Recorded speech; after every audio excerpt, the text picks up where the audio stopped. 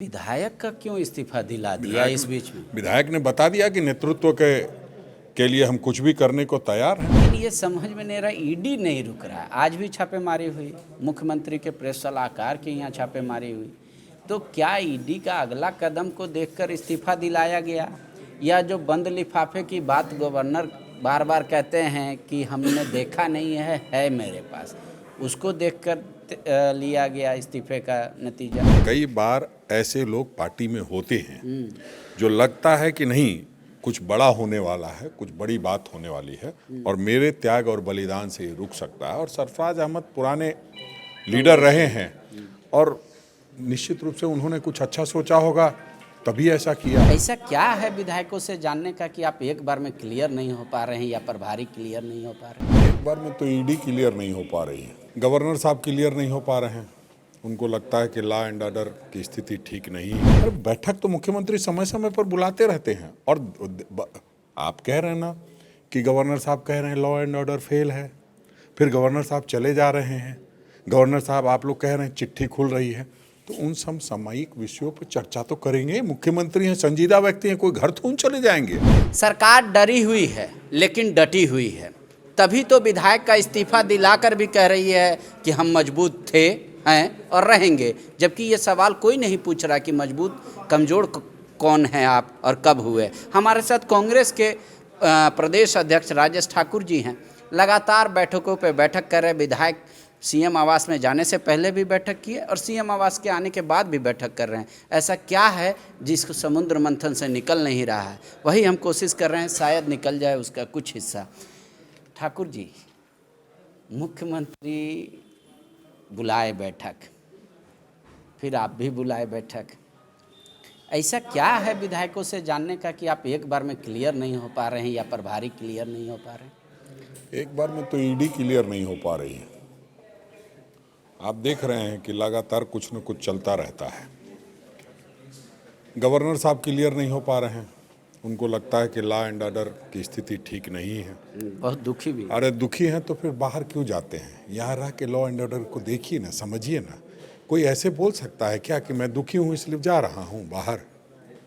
हमें लगता है कि जैसा वो कर रहे हैं उसी हिसाब से हम लोग भी कर रहे हैं। सह और मात का खेल जारी है और जैसा करेंगे वैसा ही हम लोग जवाब देंगे। लेकिन विधायक का क्यों इस्तीफा दिला दिया इस बीच में? विधायक ने बता दिया कि नेतृत्व के लिए हम कुछ भी करने को तैयार हैं। तो किससे डर है? किसी से डर नहीं है, डरो मत। तो क्यों नेतृत्व बोल रहे संकट था इसी वजह से संकट टालने के लिए? नहीं, संकट टालने के लिए नहीं। कई बार ऐसे लोग पार्टी में होते हैं जो लगता है कि नहीं कुछ बड़ा होने वाला है, कुछ बड़ी बात होने वाली है और मेरे त्याग और बलिदान से ये रुक सकता है। और सरफराज अहमद पुराने लीडर रहे हैं और निश्चित रूप से उन्होंने कुछ अच्छा सोचा होगा तभी ऐसा किया। अब बेहतर तो वही बताएंगे, क्योंकि उनसे न मेरी परसों बात हुई थी न और आज तक हुई है।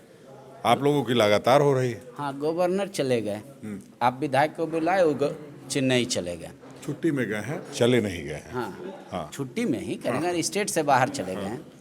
लेकिन ये समझ में नहीं रहा, ईडी नहीं रुक रहा है। आज भी छापेमारी हुई, मुख्यमंत्री के प्रेस सलाहकार के यहाँ छापेमारी हुई।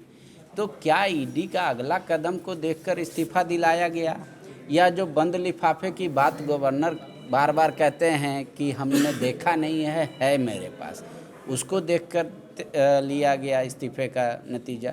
मतलब किस स्तर पे आप लोग पहुँचे? ये कोई पिता के नाम पुत्र का पैगाम नहीं है। वो पत्र इलेक्शन कमीशन का पत्र है और ऐसा नहीं है कि गवर्नर साहब जो चाहेंगे वही करेंगे। हर चीज़ की सीमा तय है। अगर कोई चिट्ठी आई है तो उनको पढ़ के बताना है। ऐसा नहीं है कि रखे हुए बम फोड़ेंगे 1 साल के बाद निकालेंगे, ये नहीं होता है। ये राजभवन का मुझे भी अनुभव है, मैं समझता हूँ सारी चीज़ों को। अब कोई इस षड्यंत्र का हिस्सा बनने के लिए इस तरह की बात करता है तो करे, लेकिन इस गवर्नर साहब ने तो ये बात कही नहीं है। कही है क्या कि मेरे पास चिट्ठी पड़ी हुई खोल दूंगा? वो तो कहते थे, वो चले गए। हाँ, वो बोले कि पता है मैं पढ़ा नहीं हूँ अभी। नहीं तो अब आप समझ लीजिए कि गवर्नर कितने सिंसियर हैं। कहते हैं चिट्ठी है, पढ़ा नहीं है, लॉ एंड ऑर्डर ठीक नहीं है। अरे सिंसियरिटी तो ये होती है कि जो चिट्ठी आए उसको पढ़िए। आपसे तो जनता उम्मीद करती है कि मैं भी जो चिट्ठी लिख रहा हूँ उसको आप तुरंत दूसरे दिन खोल के पढ़ेंगे, और इलेक्शन कमीशन जैसे महत्वपूर्ण संस्थान की चिट्ठी आप नहीं खोल रहे हैं, नहीं पढ़ रहे हैं, इसका मतलब कहीं ना कहीं राजनीति कर रहे हैं। ये ठीक नहीं है। ठीक है, लेकिन ईडी जिस तरीके से सम्मन 7वां भेजी और उसमें ये स्पष्ट है कि ये दिस इज़ लास्ट, मुख्यमंत्री ने भी अपना जवाब भेज दिया, तो अब माना जा रहा है कि ईडी कोई सख्त कार्रवाई, पीड़क कार्रवाई कर सकती है। उसके लिए क्या विधायकों को तैयार करके रखा है आपने, सरकार को तैयार है? जितनी खबरें आप लोग ईडी के सूत्रों के और मुखबिरों के हवाले से चलाते हैं, अगर एक आध बार आप लोगों से रूबरू हो जाए तो समझ में आता है। ऐसे लोगों को आप लोग इतना तवज्जो देते हैं जो आपको तवज्जो नहीं देते। उनके सवाल को लेकर के आप हमसे बार बार सवाल पूछते हैं। आप उनसे एक बार पूछिए ना, वो रूबरू हो ना, कि अब तक क्या पाया क्या खोया, बताए तो सही, बताना चाहिए। मैं समझता हूँ कोई भी कार्रवाई होती है तो उसको जनता के सामने रखना चाहिए, कोई भी एजेंसी हो। अरे आप कुछ कर रहे हैं तो कुछ बताइएगा भी ना। सारी चीज़ें छपती है, आप खंडन नहीं करते हैं।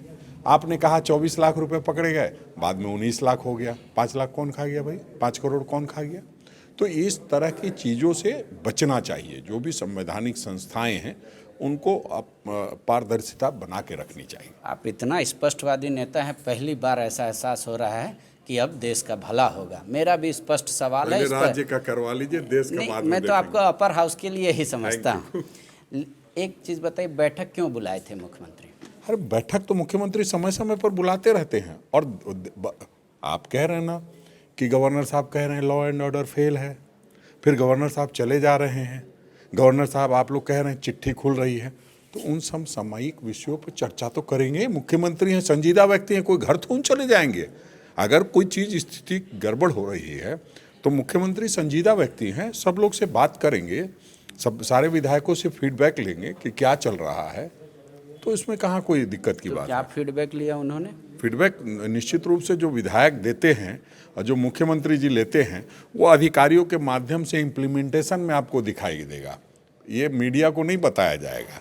तो उन्होंने बहुत सारी बातें की है, समय आने पर आपको भी बताया जाएगा। थोड़ा समय बीतने दीजिए। ये समय कब तक, गवर्नर के आने से पहले या गवर्नर के आने के बाद? जब तक आप लोग चलाइए तब तक चलेंगे, क्योंकि हम लोग का एक मुख्य उद्देश्य ये भी रहता है, और कांग्रेस पार्टी में खास करके हम लोगों की एक आदत है कि हमने देश को बनाया है और देश को बचाने की जिम्मेदारी हम सब की है, और लोकतंत्र का चौथा स्तंभ हम लोग आपको मानते हैं। तो आपका हर सवाल का जवाब भी देना जरूरी है, और आप लोग जब तक चाहेंगे सवाल पूछते रहेंगे तब तक हम लोग जवाब देते रहेंगे। आपको भी खाली हाथ नहीं भेजेंगे। कभी आपको ये नहीं लगा होगा कि कांग्रेस पार्टी बयान देने से मुकर गई, कांग्रेस पार्टी के नेता सामने न आने से मुकर गए। तो हम लोग लगातार आपके साथ बने हुए हैं। आपकी चिंता है कि झारखंड में जो इंडी गवर्नमेंट अलायंस की सरकार है वो बनी रहे। मैं आपको आश्वस्त करता हूँ कि वो बनी रहेगी। आप सबों का और जनता का जो कल्याण है, जनता को केंद्र बिंदु में जो रख के हम लोग काम करते हैं उसको करती रहेगी। अगर में सवाल है मेरा कि अगर मुख्यमंत्री की अरेस्टिंग हो जाती है, कॉन्स्टिट्यूशनल क्राइसिस खड़ा हो जाता है, तो क्या कोई नया चेहरा है कांग्रेस के पास, गठबंधन के पास? बहुत सारे चेहरे हैं, चेहरों की कमी नहीं है। आज डिस्कशन हुआ उस बैठक में उस चेहरे पे? जरूरत क्या है? अभी ईडी के कहने पे डिस्कशन करेंगे क्या? ईडी के कहने पे बैठक बुलाई जा सकती है, तो डिस्कशन भी? नहीं, आप लोग जो चलाते रहते हैं उसको तवज्जो देने के लिए, और 2-3 दिन आप लोगों का भी दुकान चलता रहे, सजा रहे, इसलिए भी करना पड़ता है कई बार बैठक। चेहरे में कौन कौन से हो सकते हैं? बहुत सारा मीडिया तो कह रहा है कि कल्पना जी। नहीं, ये तो देखिए, जो भारतीय जनता पार्टी के लोग अब हमारे प्रवक्ता हो गए हैं। अब मैं नहीं कह रहा हूं कि कल्पना सोरेन जी हैं, बाबूलाल जी कह रहे हैं। तो स्थिति समझिए, उनको एक नाम अपने पास नहीं है बताने को कि हम किसको मुख्यमंत्री बना सकते हैं, वो हमारे ही लिए नाम बता रहे हैं।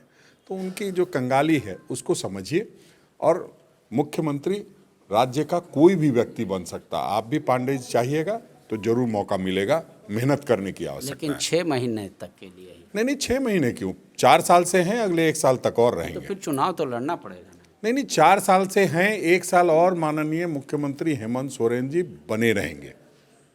शुक्रिया।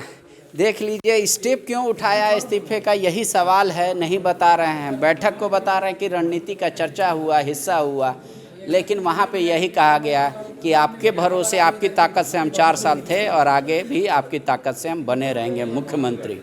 अब ईडी पे ही सब कुछ डिपेंड करता है।